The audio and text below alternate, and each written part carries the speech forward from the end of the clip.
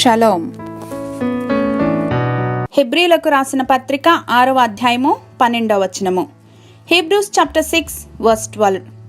మీరు మందులు కాక విశ్వాసము చేతను ఓర్పు చేతను వాగ్దానములను స్వతంత్రించుకొని వారిని పోలి నడుచుకొనున్నట్లుగా మీలో ప్రతి వాడును మీ నిరీక్షణ పరిపూర్ణమగు నిమిత్తము మీరిదివరకు కనపరిచిన ఆసక్తిని తుదమట్టుకు కనపరచవలనని అపేక్షించుచున్నాను.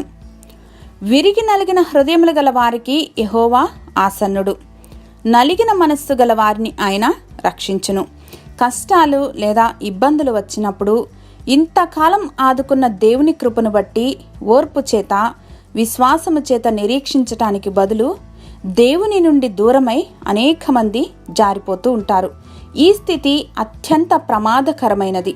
కాబట్టి జీవితంలో వచ్చే సవాళ్లలో వాగ్దానాలను గట్టిగా పట్టుకుని వెలిచూపు వలన కాక విశ్వాసపు నేత్రములతో అబ్రహాము గారి వలె అవి నెరవేర్చబడిన దినమును చూచి దేవుని మహిమపరిచేవారుగా ఉండాలి.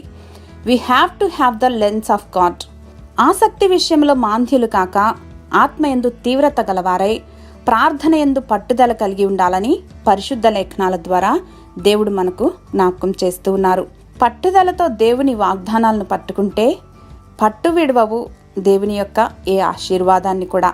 ప్రేమామయుడైన మా తండ్రి, ఏ విధముగానూ మాంద్యులుగా కాక మత్తులమై ఉండక ఎల్లప్పుడూ ప్రార్థనలో మెలకువగా ఉండి మీ కొరకు నిరీక్షించే కృపను అనుగ్రహించమని యేసు నామంలో ప్రార్థించి పొందుకొని మా ప్రియ పరలోకపు తండ్రి, ఆమేన్.